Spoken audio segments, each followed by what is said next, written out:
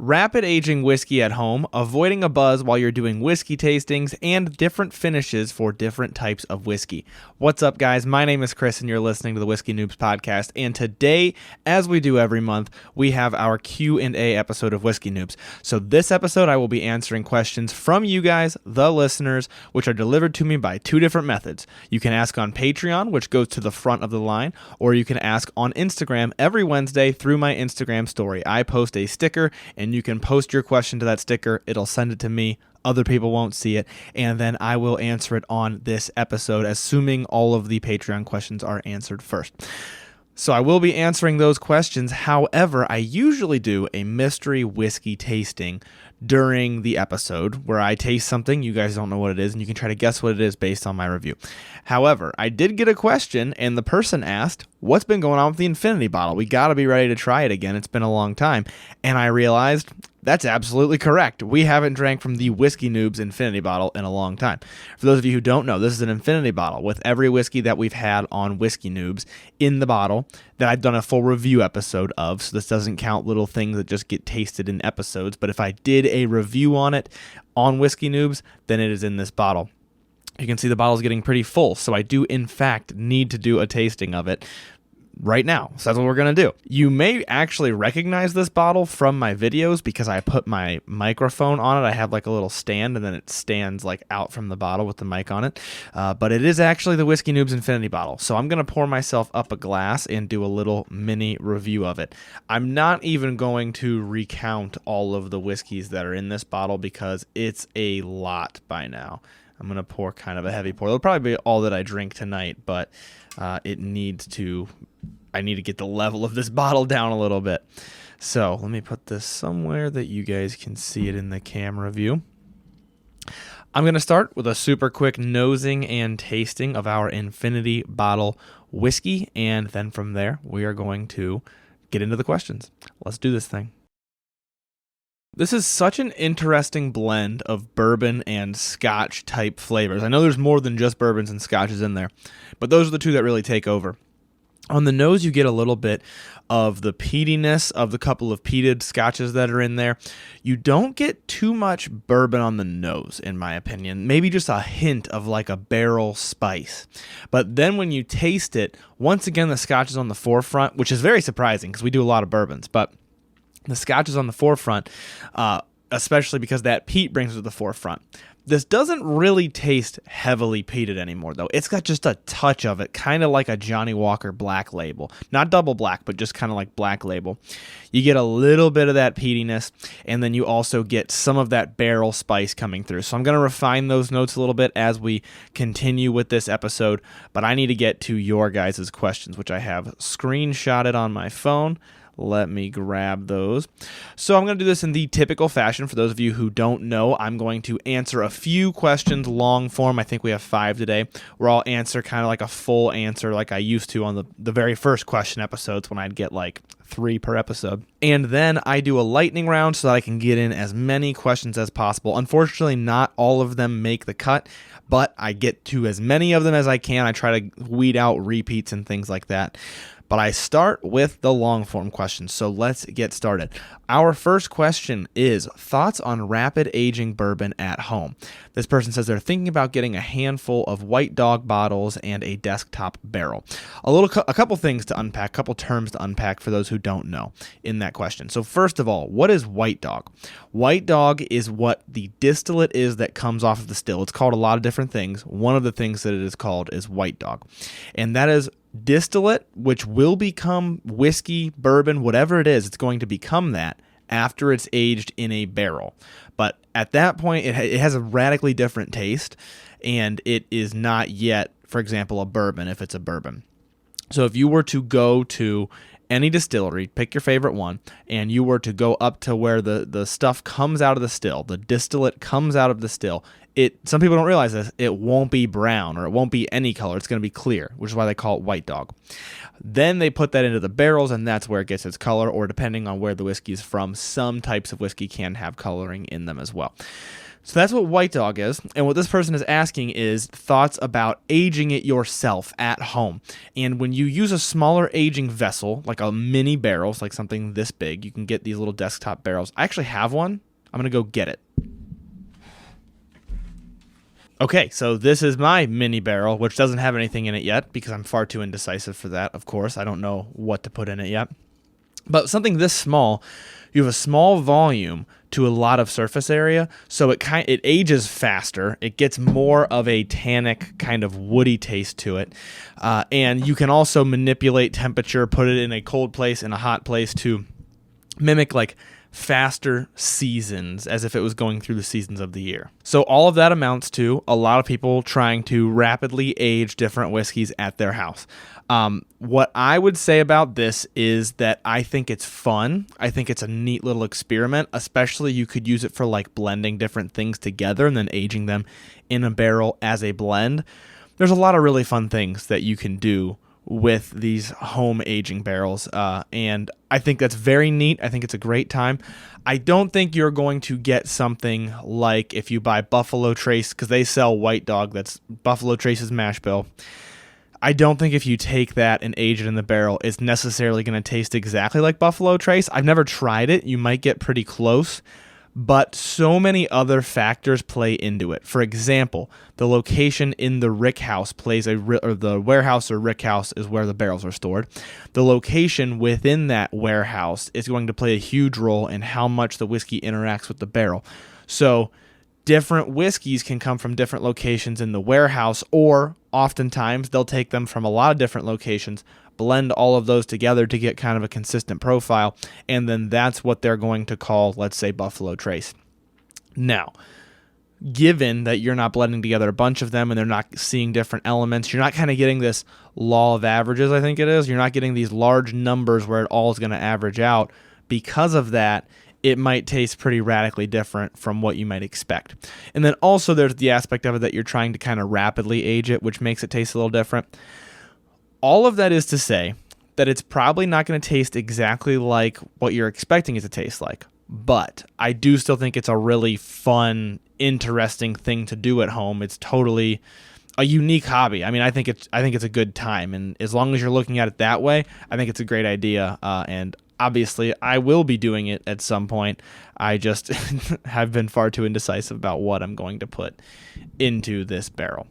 So those are my thoughts on rapid aging your own. This person asked bourbon or just any type of whiskey at home. The next question is, I also actively avoid getting buzzed or drunk while drinking whiskey. Any tips? I love this question, especially because I just recently finally listened all the way through to Andrew Huberman's podcast about alcohol. And if you haven't listened to that, I highly recommend it. It's all about what alcohol does to your body. And I've said this before, I'm a pretty big proponent of not drinking whiskey to get drunk and also actively avoiding getting drunk while I drink my whiskey. A lot of people have tried to call me a phony on social media and stuff like that. I get it. I get how hard it is to believe that for some folks, but I do try to practice what I preach, and I try to be that way. Obviously, there are times where I go a little bit too far with alcohol, but I've been trying to avoid those actively more and more as well. All of that is to say that alcohol can be very bad for you, and in Andrew Huberman's podcast, he breaks it down really well. Once again, I recommend you go listen to it. It doesn't even need to be a lot. You don't have to be getting drunk. You don't have to be getting drunk regularly. You can be sober throughout your whole life, but be drinking enough alcohol that it is causing damage to your body. So I like that this person asked about this, and I also like the idea of trying to stay sober while doing your whiskey tastings. For me, whiskey is not about the alcohol. It's about enjoying the art form. And for that reason, I do have some tips for trying to stay sober during your whiskey tastings. First of all, food in your stomach is going to slow down alcohol absorption into your system. So eating beforehand, eating during it, try to keep it kind of bland, keep it kind of palate cleansery. But having something in your stomach is going to help you to not get too intoxicated, especially if you're doing a tasting of like back-to-back whiskeys. Second thing would be, if it's not a back-to-back tasting, just not drinking very much. And knowing your proof, and knowing that the higher the proof, the less you can drink if you're trying to stay sober. So for me, I typically, especially if I'm just doing a tasting to get an idea, to review a whiskey that somebody sent to me, you'll notice that a lot of times I'll take a bottle that somebody sent to me and I'll be like, yeah, I tried this a few times, and there's not very much gone out of it. That's because I will do pretty small tastings of it, like roughly 3/4 of an ounce, half an ounce tastings of it, to get an idea of it in multiple different palate conditions without doing these large tastings that end up getting me buzzed or intoxicated. So that's another way to look at it, is kind of spread out your tastings, do them in small little increments. If it's a really high proof, do even less in that tasting of that whiskey. You can even, and I don't actually do this, but you can taste and spit out. This is something that I believe Fred Minnick even talks about. You can taste and then spit it out, and you can still get a really good idea for the profile of the whiskey. Against popular belief, you don't actually have to swallow it all the time to get that full flavor profile. So those are just a few different ways that you can kind of try to stay less, intoxicated during your whiskey tastings. For me, or for you, if you're trying to spread out, like if it's not one tasting, but you're tasting a lot of whiskey in general, I try to spread out mine. So like I will try to purposefully review this whiskey on Monday, this whiskey on Wednesday, this whiskey on Thursday. Usually I try to only keep it to a couple nights a week. And I think moving forward, I'm going to try to keep it to less than like a certain amount of ounces per week, like maybe less than 4 ounces per week or something like that. Because according to that podcast I mentioned, it's like as little as 7 drinks per week can cause that issue, can cause, well, not any specific issue, but have detrimental effects on your body. So that being said, I probably just horribly regurgitated that podcast, but like I said, you can go listen to it for yourself. That being said, I think it's very important to at least be aware of what you're doing to your body, and at least be aware of how much you're intaking. I know there have been times for me where I'm slammed with reviews. My friends want to hang out, and so I have a little bit of a social drink with them. Whatever it is that's going on, I have all these things that kind of pile up, and next thing I know, I'm drinking more than I would like to be drinking. So just being conscious of it, maybe even writing down how often you're having a drink, can all be great ways to track that and to help you to, once again, not get intoxicated during a tasting. Space it out, keep track of your time, try to only keep it, you could probably have 2 glasses of whiskey in, if they're small pours, I should clarify this. If you're doing a tasting with like half ounce, 3/4 ounce pours, you got to know yourself. But for me, I could do like 2 in the first half hour and then maybe like 1 every hour after that and not really get much of a buzz. But you really got to know yourself, and once again, you got to know the proof of your whiskey, because that's wildly different for 80 proof versus 120 proof. You have to recognize 120 proof, for every ounce, you're basically getting 1.5 ounces of 80 proof, if I just did that mental math right. So keep that in mind, know your proofs, know yourself, and that hopefully will help you to avoid getting buzzed during the tastings. Totally aside from all that, aside from the health effects of whiskey, it's also helpful just because if you're trying to do a legit tasting, first of all, if it's something expensive, you want to remember it. Second of all, even if it's not something expensive, you want to have your wits about you to be doing a proper tasting if that is your goal. I'm not looking down on people who drink more. I have drank more, and I still on occasion drink more than I probably should. But I'm just making sure you guys are aware of, I just want you guys to be aware of the repercussions, because I love whiskey as an art form, but I don't ever want people to think that I'm pushing people to like alcoholism, or abuse of alcohol in any way. Hopefully that was clear and not too soapboxy, but let's move on to the next question. Thank you for that question, though. It's really important, I think. The next question is, opinion on using top shelf bourbon for an old fashioned. My opinion on this is do whatever you want to do if you paid for it. However, my more kind of nuanced opinion is, to a certain extent, better whiskey will absolutely make a better old-fashioned. I think there are too many people on one side of the spectrum or the other with this topic. So, to an extent, a better whiskey will make a better old-fashioned. Absolutely. But beyond that extent, you're just wasting your money. So, to a different extent, the ingredients in an old fashioned, the bitters, depending on what bitters you're using, what sweetener you're using, how much you're watering it down, all those things, to a certain extent, those are going to take away from the experience of the expensive whiskey. And when you're getting into these really high dollar whiskeys, like over $100, when you're getting above that, a lot of the times you're either paying for the fact that it's rare and it's kind of like a status thing, or if you're buying it because if it's that expensive because it's that good of a whiskey, you're buying it for extreme nuance, for complexities that are hard to tease out. I mean, too expensive a whiskey, if you're too new to drinking whiskey, it's just a waste of money. And I've said that on multiple occasions. Because you're paying for that complexity. You're paying for those notes that are subtle. You're paying for the way it changes on your palate, the way it feels on your palate. A lot of that nuance, a lot of that mouthfeel, a lot of the transition of flavor that the whiskey has will be suppressed by whatever you're putting in it. Any type of mixed drink. This doesn't just go for old fashions. That's a lot. It's going to be dampened down quite a bit. So I just want to make clear that making an old fashioned with $100 bourbon is not necessarily going to be twice as good as making an old fashioned with a $50 bourbon. I wouldn't even say making an old fashioned with a $50 bourbon will be twice as good as a $25 bourbon for sure. It might be, but certainly not for sure. So I usually keep it relatively inexpensive for my old fashions most of the time. And then if I'm making something that I really want to taste exceptional, I really want that little bit of added kick or added nuance or whatever it is that I think this more expensive whiskey brings to the table, then I will use it for an old fashioned. But I just want to make clear that, like I said, that's very much law of diminishing returns, and it's very dependent on how much whiskey you have, how much you typically spend on whiskey. To some people, it could be a waste. So you can try it, and if you're sacrificing 2 ounces of whiskey, it's not the end of the world. Give it a try, but try to focus on how much you're actually enjoying it and see if you think it's truly worth it or not. That could be a good blind tasting in the future, a really expensive bourbon or rye in an old fashioned versus a very similar but less expensive one in an old fashioned following the same recipe, and see which one. I think that might have to be a blind tasting. I'm probably gonna have to do that. So thank you for that question. Let's move on to the next one. How do you develop your palate? And I think I paired these two together. Somebody asked, how do you develop your palate? Somebody else asked, I'm 65, whiskey still burns going down. Isn't there supposed to be a tolerance build up with the burning? So both these questions are very heavily related, which is why I put them together. To the person who says that shouldn't they have a tolerance build up?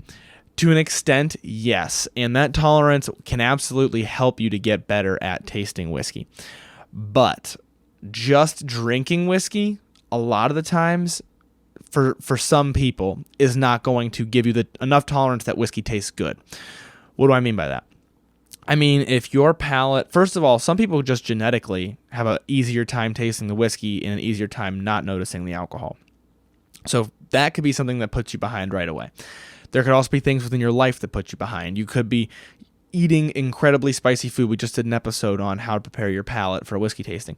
If you are not really taking care of your palate, you're not really focusing on refining it for specific flavors, then you're not going to get as much flavor from it. And what people don't realize is whiskey is not just, I'm trying to avoid the burn so that I can taste the flavors. It's part of that, but it's also, I'm trying to taste the flavors so that I don't notice the burn. So if you're making it harder for yourself to taste those flavors, I personally think ice makes it harder to taste flavors, which is why I don't typically like mine on ice. Sometimes I do. I don't always. If you're making it harder to taste those flavors with something like ice or something like a diet that is very rich, very punchy, very spicy, salty, strong flavors, if you're doing those things, it's going to be harder for you to get past that burn because you're not tasting as much flavor, so you're noticing more of that alcohol burn. That's one thing. The other thing would just be focusing on the flavors. I love to really focus on the nose because it's a lot easier to smell things in whiskey. It's a lot easier for whiskey to smell good. My wife likes the smell of a lot of whiskeys that she does not like the taste of, or I can't even get her to taste. So focus on that nose. Look for those flavors in the palate. Those are my general tips for if you're still having trouble and you've been trying to drink whiskey for a while. But you're already in a better position because you're at least used to the action of drinking it, which some people, that's such a shock to the palate that it takes a while for them to get acclimated to that. So you're at least a step ahead. Now, in general, developing your palate, like I said, that tip about focusing on the nose, I have a video coming out about that one tonight, I think, as of the recording of this, so it's already posted. Focusing on the nose, really paying attention to the flavors that you're tasting will help you to not notice the alcohol burn. Refining your palate a little bit, if you're willing to. It's not a necessity, but it will help. Eating, slightly blander foods, avoiding some of those spicy foods, at least the day of a tasting, will really help you to taste more flavor and therefore notice less alcohol burn. Of course, just trying more whiskey, trying whiskeys regularly, making sure you're not just always trying the same type of whiskey, because everybody has their preferences, which can be wildly different. So trying different types of whiskey regularly can help. Then there's other techniques that you can really use to get your feet wet. You can try by mixing with something and mixing less and less of that mixer along with your whiskey, like 7-Up. Maybe you do 3 shots of 7-Up, 1 shot of whiskey, and you slowly cut back the amount of 7-Up. That can really help you to just notice the flavors of the whiskey and notice less of the alcohol burn, because the flavors of the 7-Up are carrying some of the weight, avoiding the alcohol burn. That can help. Something like an old fashioned or a Manhattan or a whiskey sour, different cocktails of different strengths with more or less whiskey in them can help you to slowly get acclimated to that taste. And I have a lot of episodes about a lot of different tips, so I won't put them all here. But those are just a few ways that I think you can really start to get your feet wet with whiskey. Then you can move into comparing whiskeys side by side. That's a really good one to help you start to learn the different flavors that whiskey can have. Doing that blind, using flavor notes charts, all of those things. And I actually break down a lot of those ideas as well as some quick tips in my crash course that I posted to Patreon. If I haven't posted it yet, it's about to be because it's done. So I have a crash course on my Patreon page for that reason. It goes over what is whiskey, the types of whiskey, the different ways you can drink whiskey, and then lastly, how to get into drinking whiskey. And then at the very end, I threw in just some random tips that I think can really help with the burn and with things like that. So that's a long-winded way of saying that there's a lot of ways to go about it, but I think a lot of the ones that I just said are the biggest ones. So if you try one of those, hopefully it can help. Find something that works for you, and don't blow your money on super expensive whiskey for the reasons that I mentioned earlier. All right, that is it for the long form questions, which means I am going to taste this Infinity bottle one more time, and then we're going to blaze through the lightning round. I'll be honest, if you put this in front of me, I would totally be like, what type of scotch is this? Because I would think it was a scotch based on the nose and the palate, but I'd be blown away by how unique it is. And that's because it's got all these other whiskeys in it, obviously. But it's got a little bit of a peatiness, not overwhelming. It's got like a nice kind of a dark fruit aspect to it. It reminds me, it has Borrowed Page Volume 2 in it, and it reminds me a little bit of Borrowed Page Volume 2. Got a little bit of that aspect going on. It's got a sweetness. It definitely has more harshness than I would like. That's something that with home blending can happen pretty easily. Your whiskey can just come out harsher than you would have liked it. A little bit of harshness to it, a little bit of a barrel spice, some black pepper at the end. Overall, though, a good drink. Like, this tastes like, I like it. Like, I enjoy it. I might drink this a couple more times in the near future to get the level of the bottle down a little bit. As you can see, it's right here right now. I'm indicating for those who are watching the video, but it's pretty high. If we go through a few more review episodes, like, this thing's going to be full. So might have to drink it again here soon. Let's get to the lightning round of questions. This is where I'm going to blast through as many as I can in as short amount of time as I can. And thank you guys all once again for asking these questions. Let's just get to it. Let's just get right into it, starting at the very beginning. Is Bowman Brothers very similar to Blanton's? I've had a lot of people request me to try Bowman Brothers, and so for that reason, I actually bought it, and I have it in the Better Than Blanton's running. I haven't tried it yet, which I'm not trying it until I do a Better Than Blanton's, because I want to not know what it is that I'm tasting. I have a few over there. I'm looking at my stockpile here that I don't really know what they taste like. There's a few in the pile I don't really know what they taste like. And for that reason, I don't want to try the Bowman Brothers because I want to be surprised by it and see if it actually does a really good job. So keep an eye out for that as a Better Than Blanton's tasting. The next person asks, rye or wheat mash for your bourbon? I love both depending on the situation. Rye is going to give you a little bit more spiciness. Wheat is typically going to give you a little bit more sweetness, but I love both. It depends on my mood usually. What finishing barrel do I prefer? Sherry, port, rum cask. I forget how to pronounce this. I think it's Sauterne or Sauterne. or other. I like all different kinds of finishes, and somebody else asked me about finishes as well, I believe. Pretty much all finishes have impressed me at some point that I've tried. Any finish that I've had, I can see why it impacts the whiskey. I enjoy seeing that interaction with the spirit. So I can't say there's any that I really don't like. I can say I had an Amaro cask finish. I posted a video about it a long time ago.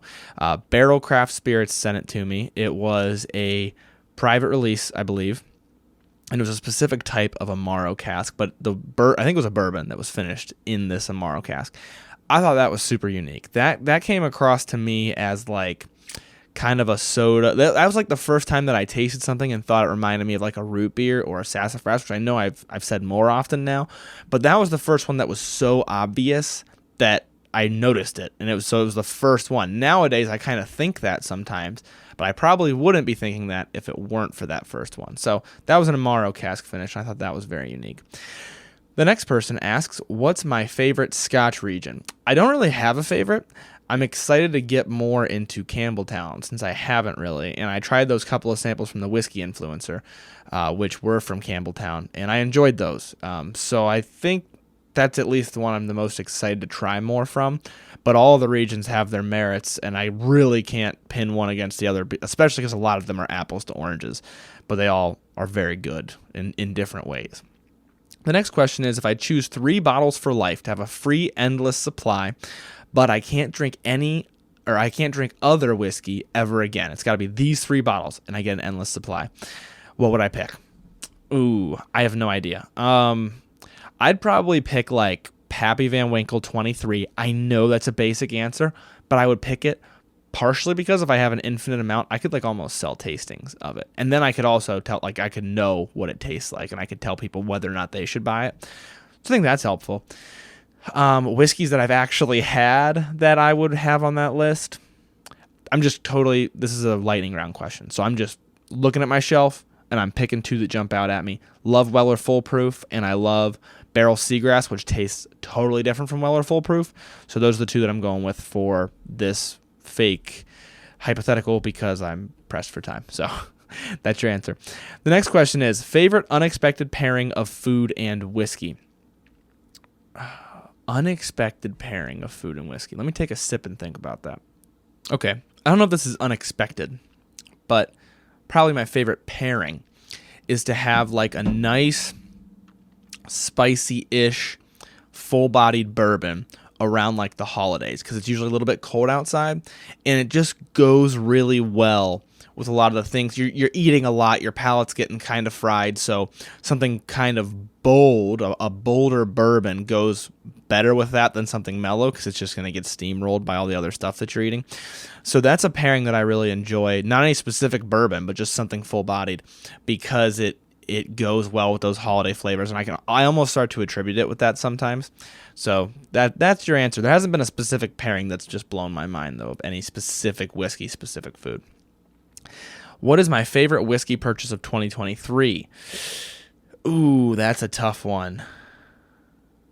All right, think quickly. I'm thinking on my feet here. I haven't purchased a lot in 2023. Like, there hasn't been a lot. Oh, okay.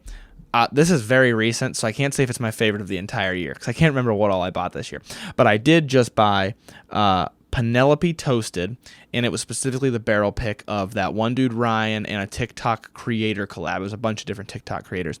I don't know if that's my favorite of the entire year, but it was recent, and I very much enjoyed it, so it's coming to mind right now. So that's the answer that you get, which is why I am partnering with that one dude Ryan for my next barrel pick. It's not why. I was going to partner with him anyways, but I bought that, and I was like, I made a good decision because this is a fantastic pick. Next question, what does cigar blend mean for a whiskey? What's a cigar blend? A cigar blend is kind of a marketing term. Is there any merit to it? Maybe. But the idea is literally this whiskey goes well with cigars, which I believe, if I'm not mistaken, comes from Cognac. Used to do cigar blends, or like it's been around for a while. And so then I think Joseph Magnus was probably the first one to do a cigar blend. This is all off the top of my head. I could be wrong about that. But it basically means that this whiskey was blended to taste good with cigars. It's meant to be a good pairing to cigars.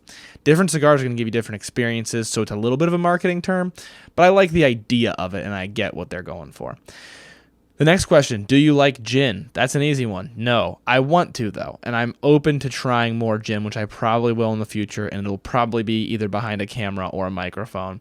So I most likely will be trying more gin, but as of right now, I don't like it. The next question said, this person says they got Devil's Juice from McLaughlin Distillery. That is behind me. I always lean the wrong way.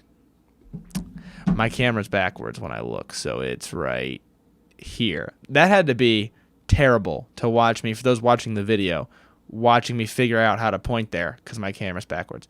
It's right there. And that is from McLaughlin Distillery right outside of Pittsburgh, Pennsylvania. I went there and I loved it, and I recommended it online, which is probably why this person asks.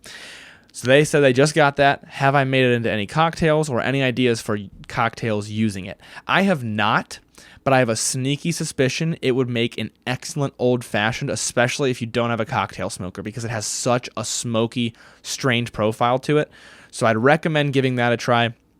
Use a type of bitters that's not like overly sweet. Like I have peach bitters. That probably wouldn't go well with that specific whiskey. It does go well with other ones. But try to keep that in mind. Come up with a bitters, like maybe like a chocolate bitters, or just your plain Angostura bitters might be good. That would be what I would try first, but I haven't tried anything specifically, so I can't give you any recommendations. This next person says, from another young whiskey drinker, thank you for everything. Hey, you're welcome. Thank you for saying that. I appreciate the positivity.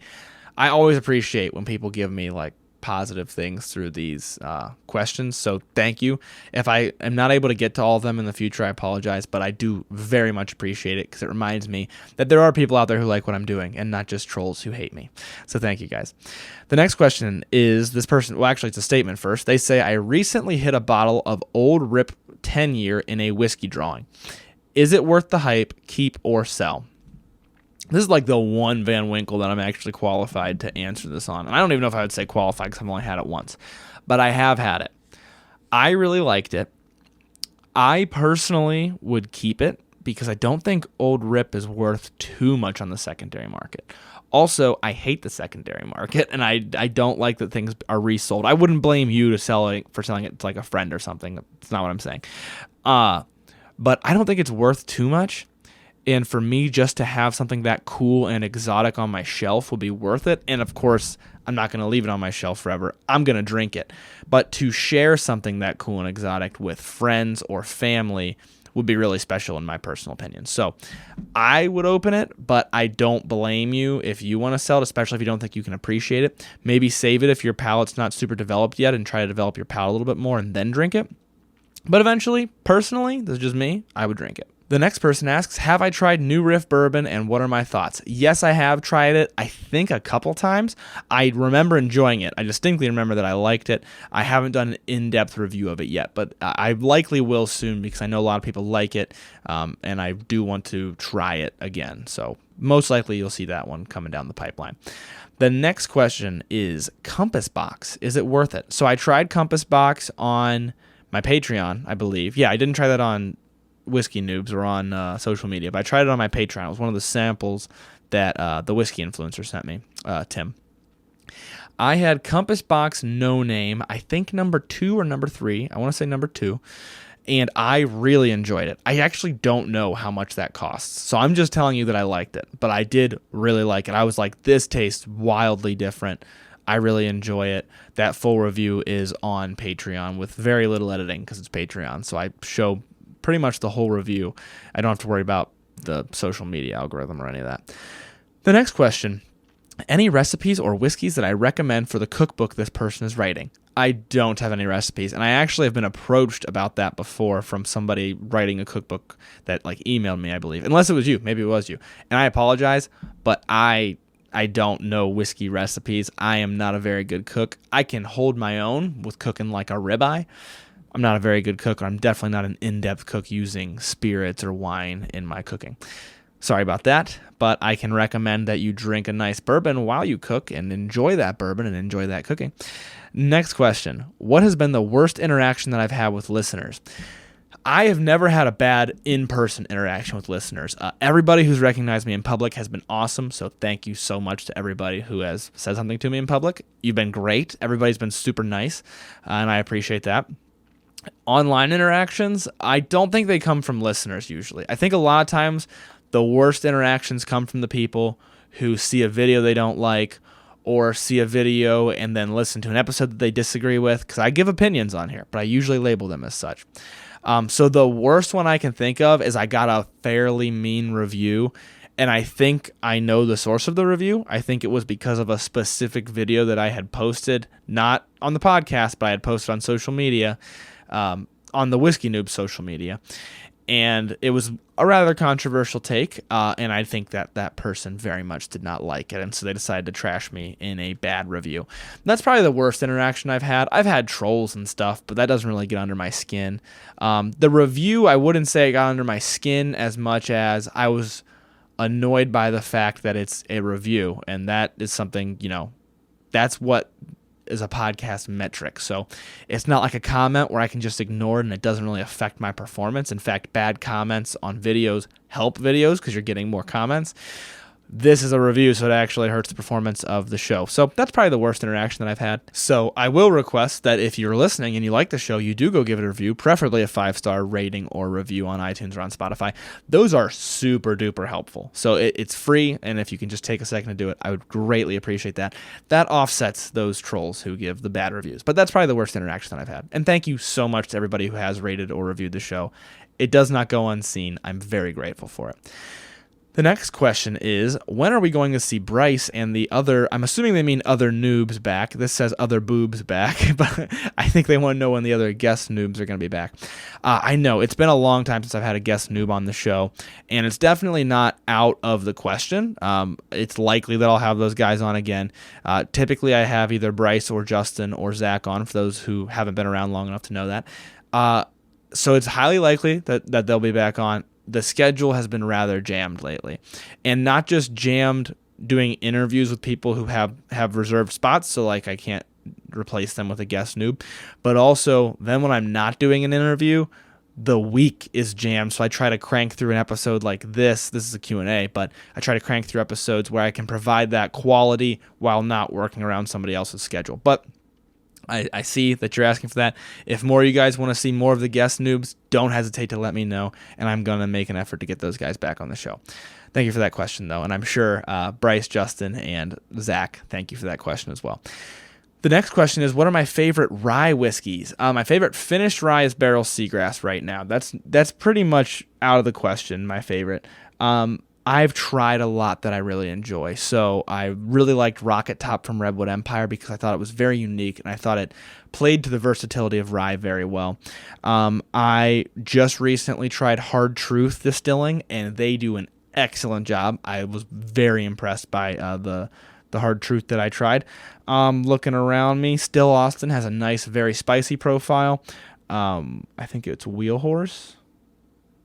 Yes, Wheel Horse has a very nice, slightly less spicy profile to it. So I like a lot of them. I haven't really established a specific type of rye or specific flavor profile that I like more than the others.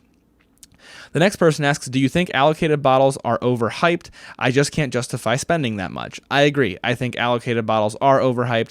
I only buy them because I'm in Ohio, and so I get them very close to MSRP.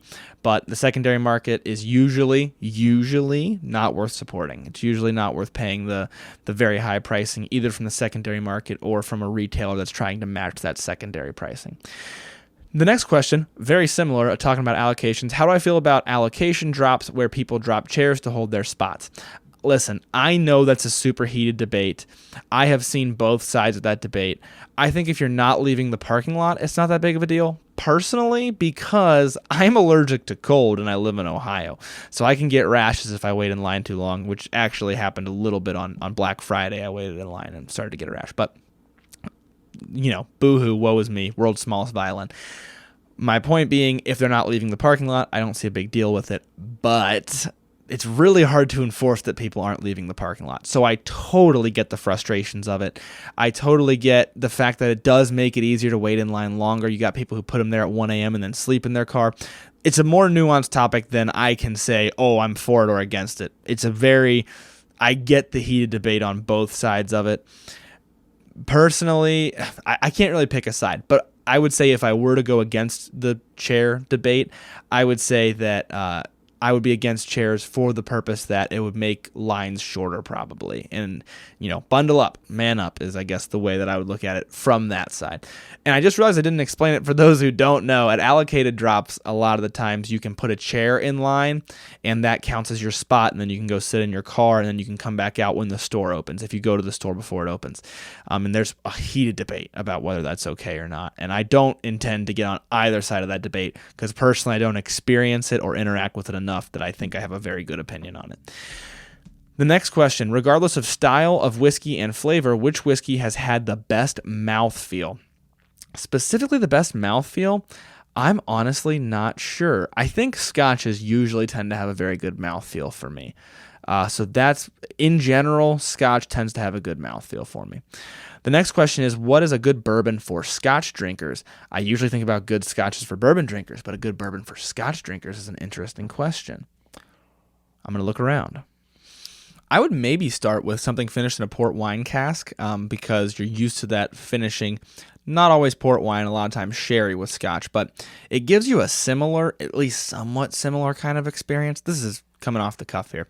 So maybe Angel's Envy would be a good substitute. Not a substitute, but a good thing for somebody to try. The next question, why haven't I bought a new bottle of Pipe Dream? Mine has been empty for a while, this person says.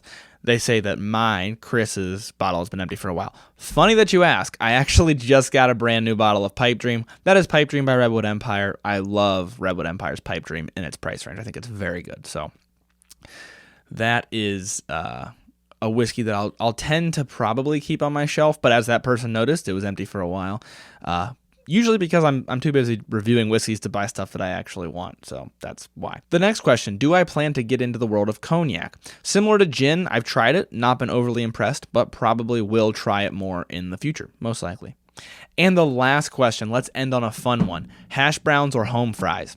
Hash browns, if they're made, if they're like real hash browns where they grate them, they shred it, and it's like a pancake that's not really well held together, not those frozen ones you get from McDonald's, although those are delicious. McDonald's has excellent hash browns, but I love real, like shredded and cooked hash browns. Fantastic.